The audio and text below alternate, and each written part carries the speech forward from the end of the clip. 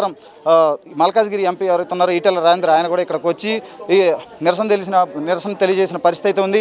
నిన్న ఉదయం శుక్రవారం ఉదయం 11 గంటలకు వచ్చి రాత్రి వరకు కూడా ఆయన ఇక్కడే ఉన్నారు. బాధితులకైతే అండగా ఉంటాం, ఎటువంటి ఏ విధమైన నష్టం జరగకుండా ఖచ్చితంగా చూసుకుంటాం. హైడ్రా అనేది ఈ కేవలం రేవంత్ రెడ్డి ఈ కొన్ని వ్యక్తిగత దురుద్దేశాలతో ఇలా చేస్తున్నారని కూడా హైడ్రాకి సంబంధించి కూడా ఆయన చాలా కీలక వ్యాఖ్యలు చేశారు. సో ఒకసారి ఇక్కడ కొంతమంది బాధితులు ఉన్నారు, మనం వాళ్ళతో కూడా మాట్లాడించే ప్రయత్నం చేద్దాం. ఒకసారి సార్ అమ్మ చెప్పండి, మీరు ఎన్నేళ్ళ నుంచి ఇక్కడ ఉంటున్నారు, ఏంటి అసలు? 20 ఏళ్ళ నుంచి ఉంటున్నామండి ఇక్కడ. ఎందుకు ఆయన ఇంత టార్చర్ పెడుతుండు మమ్మల్ని? మా ఇండ్లు మాకు ఇష్టం ఉంటే మా ఇండ్లు కుల్లగొట్టకుండా ఉంటే అంతే చాలు అని మేము ప్రార్థిస్తున్నాం ఆయన. అంతే. ఎందుకు ఆయనకు అంత కళ్ళు లేవా, చెవులు వినబడతలేవా ఆయనకి? మేము మూసి పక్కన దూరంగా ఉన్నాం కదా, చెరువులు లేవు, నాలాలు లేవు, దాని పక్కనైతే కట్టుకోవాలి కదా. ఒక గజం కూడా, ఒక ఇంచు కూడా అటు ఇటు జరగని పరిస్థితి ఇది మాది. ఎందుకు మమ్మల్ని ఇంత టార్చర్ పెడుతున్నాడు ఆయన? నిద్ర లేకుండా 4 రోజులు ఇవాళకి మేము నిద్ర లేదు, భోజనం లేదు, ఏం లేదు. ఎట్లా ఉంటుందండి హెల్త్ చెప్పండి? పెద్దవాళ్ళు ఇంట్లో ఉంటే ఎట్లుంటుంది చెప్పండి?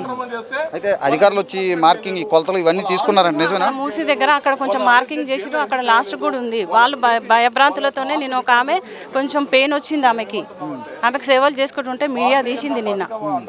అయితే మీకు చెప్పారా ఖచ్చితంగా ఈ ఇల్లులన్నీ వీటన్నిటిని తొలగిస్తామని చెప్పారు? ఎఫ్ఐఎల్ అని అవన్నీ ఎందుకండి అవసరమా ఇవన్నీ? చెప్పు, మేము కట్టుకున్న ఇండ్లే కదా, మీరు ఇచ్చిందే కదా, మేమైతే ఏం తీసుకోలేదు కదా, ట్యాక్సీ కడుతున్నాము. 24ది కూడా ఉంది మా దగ్గర, కావాలంటే చూసుకోండి మీరు.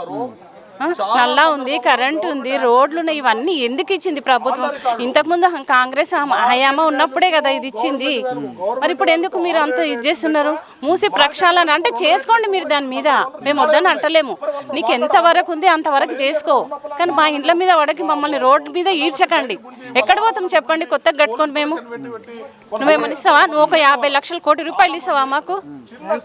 అయితే ప్రభుత్వం ఏమంటుందంటే మీ అందరికి డబుల్ బెడ్రూమ్లు ఇల్లు ఇస్తామని చెప్తున్నారు. మాకెందుకండి? మా సొంత ఇండ్లు పెట్టుకొని మేము కష్టపడి కట్టుకున్నాక మాకెందుకు మీ నీ డబల్ బెడ్రూమ్లు చెప్పండి? నువ్వు ఉండు అందులో, నీ బిడ్డ నుంచి, నీ భార్య నుంచి, నీ మన్మడి నుంచి అందులో.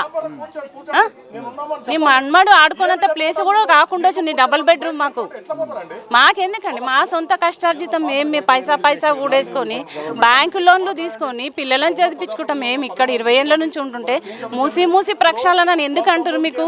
నీకు మూసి ప్రక్షాళన ఉంటే చేసుకో, నీకు నీళ్ళు అడ్డం వస్తున్నాయి అంటే నువ్వు చేసుకో. మాకు వస్తలేవని మేము చెప్తున్నాం కాబట్టి మీరు కొంచెం చూపించండి ఏదైనా ఆధారం. అంతేగాని నేను కాంప్లెక్స్లు కడతాను, షాపింగ్ మాల్ చేసా, నేను లండన్ చేసా అంటే అయ్యే పని. ఇక్కడ తెలంగాణ హైదరాబాద్లో ఎప్పటి నుంచి ఉంది ఈ మూసి? 450 సంవత్సరాల నుంచి ఉంది ఇది. అయితే మీరు 20 ఏళ్ళుగా ఇక్కడ ఉంటాను అంటున్నారు. అయితే ఇక్కడ ఎప్పుడన్నా వరదలు రావడం ఏమైనా జరిగిందా? నీకు ఇప్పుడు వర్షం పడిందంటే ఇప్పుడే ఆరిపోతుంది ఇది. అట్లా ఉంటుంది ఇక్కడ నీళ్ళు. అసలు ఒక్క చుక్క నీళ్ళు ఆగే పరిస్థితి లేదు. నీకు కావాలంటే అక్కడ వనసలిపురం, ఎల్బీ నగర్, అక్కడ ఎక్కడైనా చోట్ల ఆగుతుండొచ్చు నీళ్ళు, కానీ ఇక్కడ మాత్రం ఒక చోట కూడా ఆగవు నీళ్ళు. ఇట్లా వరదలాగా మంచిగా వెళ్ళిపోతాయి అవంతలు అవే, కానీ ఎప్పుడు మాకు ఆ పరిస్థితి రాలేదు. మూసి పొంగింది కూడా తెలియదు మాకు. ఇక్కడ ఇన్ని సంవత్సరాల నుంచి ఉంటున్నాం. అంతా బయట అక్కడక్కడ వస్తుండొచ్చు నీళ్ళు, వరదలు వస్తాయి ఇండ్లలో, కానీ మా ఇంట్లో మాత్రం ఒక చుక్క నీరు రాదు తెలుసా అండి.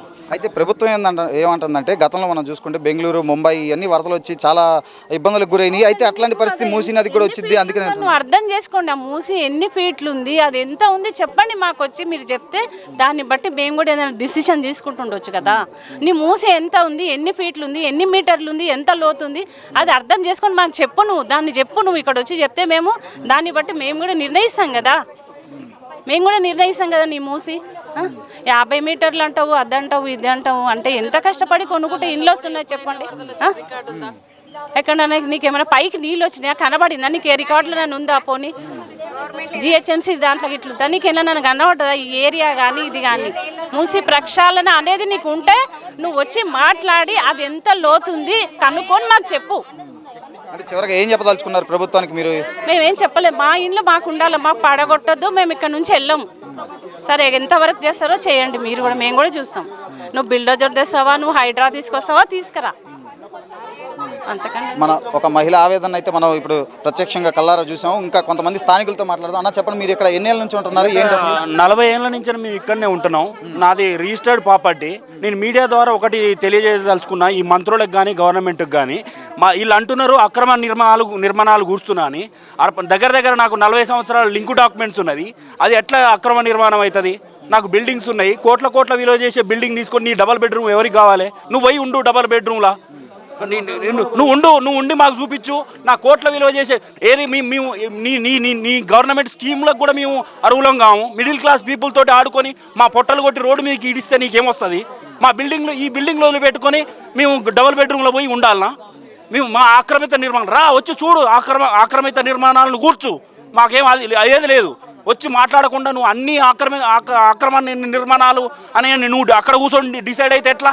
సర్వే చేస్తున్నా అంటూ మమ్మల్ని సర్వే చేసిన అధికారులు వచ్చి గోడలకు ఉట్టినే నువ్వు నెంబర్ రాసుకొని పోతే ఏందని అడిగితే సమాధానం చెప్పే స్థితిలో లేరు వాళ్ళు. మీకు తెలియదా ఏం జరుగుతుందో? మీకు తెలియదా? ఇది వాళ్ళు చెప్పే సమాధానం. ఇప్పుడు నా ఇంటికి నువ్వు వేస్తున్నావు అంటే ఇది పరిస్థితి, నీ ఇల్లు పరిస్థితి ఇది అని చెప్పే పరిస్థితి కూడా లేదు. అధికారులు వచ్చి ఊకనే నెంబర్ రాసిపోతే ఏమనుకోవాలి మేము? ఏది పుణ్యానికి వచ్చినావా? నువ్వు ఇచ్చినావా ఏమన్నా? నాకు ప్లాట్ కొనిచ్చినావా? నాకు ఇల్లు కట్టించినావా నువ్వు? అయితే 152 మీటర్ల పరిధిలో, అంటే ఈ మూసీ నది నుంచి 152 మీటర్ల పరిధిలో రెడ్ జోన్గా ప్రకటించారు. ఈ ఇళ్ళన్నీ కూడా రెడ్ జోన్ పరిధిలో ఉన్నాయి.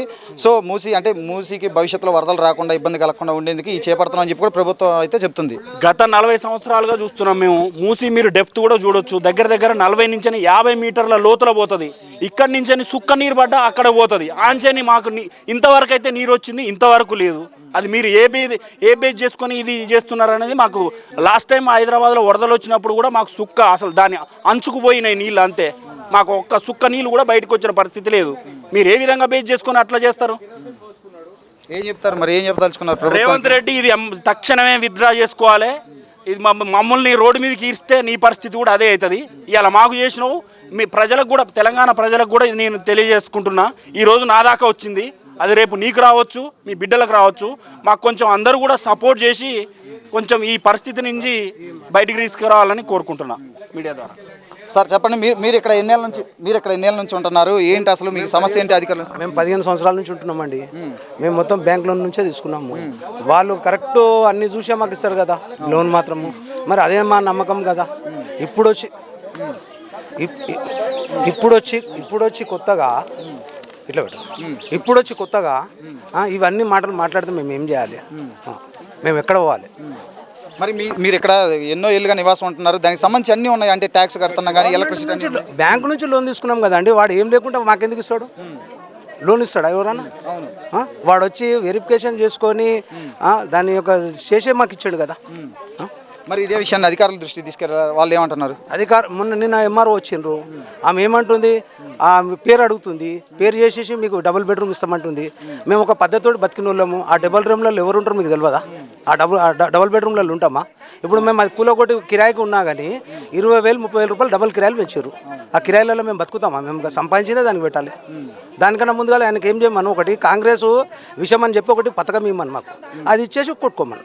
అది తాగుతాం మేము. మాకు ధైర్యం రాదు తెచ్చుకోనికి, ఆయన తెచ్చిమను. దాంతోపాటు ఆ బిల్డోజర్ ఇది వస్తుంది కదా, దాని వెంబడి విషం తీసుకురమ్మను. కాంగ్రెస్ పథకము విషము తెచ్చిచ్చేసి మాకు ఇచ్చేసి అదన్నా తాగుతాము, కొట్టుకొని పోమని. నిన్న ఈటెల రాజేందర్ కూడా ఇక్కడికి వచ్చారు ఎంపీ. ఆయన మీకు ఏం భరోసా ఇచ్చారు? ఆయన చాలాసేపు మీతో మాట్లాడినట్లుంది. భరోసా ఇచ్చిండు. గ్యారంటీ అది. భరోసా ఇచ్చడం కాదు, గ్యారంటీ అది. మాకు గ్యారంటీ కావాలి. అయితే ఏం చెప్పదలుచుకున్నారు ప్రభుత్వానికి? ఏం తెలుసుకున్నాము? మా ఇండ్లు మాకు కావాలి. మేము పుణ్యానికి ఏం కొనుక్కోలేదు, బ్యాంక్ నుంచి కొనుక్కున్నాము. మేము ఇప్పటికీ నేను 15 సంవత్సరాల్లో డబల్ పైసలు కట్టినాను. ఇంకా ఇప్పుడు బ్యాంకుకు మేము 20 లక్షలు తీసుకుంటే 40 లక్షలు ఇప్పుడు బ్యాంక్ కూడా తీసుకున్నాడు. మరి ఇప్పుడు ఏం చేయాలి? మేము ఇంట్రెస్ట్ కూడా కట్టినాం, ట్యాక్సులు కట్టినాం, అన్ని జనులు ఉన్నాయి. అంటే ప్రభుత్వం ఏమంటుందంటే భవిష్యత్తు తరాలను దృష్టిలో పెట్టుకొని, అంటే భవిష్యత్తులో ఎటువంటి ముప్పు రాకూడదు అని. తరాలు మేము కాదా? అంటే ప్రభుత్వం మా పిల్లలు కాదా భవిష్యత్ తరాలు? ఈ ప్రభుత్వం ఏంది అంటే మేము ఎక్కడ ఉండాలి? మేము ఎక్కడ ఉండాలి? ఇప్పుడు ఆయన ఎక్కడో అది ఏది అబ్దుల్లాపూర్ మెట్టాట ఆమె చూపించేది. ఆ ఏరియాలలో మేము ఉంటాం. ఇట్లా బతికిన వాళ్ళం. అందులో ఎవరు ఉంటారు మీకు తెలియదా? వాళ్ళు చూడలేదా? అందులో ఎవరు ఉంటారు? ఎక్కడ దారి లేని వాళ్ళు వచ్చి ఉంటారు. మేము మంచి బిల్డింగ్లు కట్టుకొని అడిగిపోయి ఉండమంటే అది నాకు అర్థమవుతలేదు అది చెప్పేది. అది ఇక్కడ ఎవరిని కదిలించినా ఇంటికో కాదా వీధికో కాదా అన్నట్లు తయారైంది పరిస్థితి. ఎవరిని కదిలించినా కన్నీటి పర్యంతం. అది వచ్చేటప్పుడు విషం తీసుకొని రమ్మనండి. మాకు ధైర్యం వస్తలేదు తీసుకోనికి. ఆయననే మాకు తెచ్చివ్వనండి. ఆయన ముంగట్నే మేము తాగుతాము, చచ్చిపోతాము, మంచిగా హాయిగా కొట్టుకొని పోవచ్చు. ఇక అంతగా తప్పించి వేరేదేం లేదు. ప్రతి ఒక్కరు అయితే ఇక్కడ ఉన్న ప్రతి ఒక్కరైతే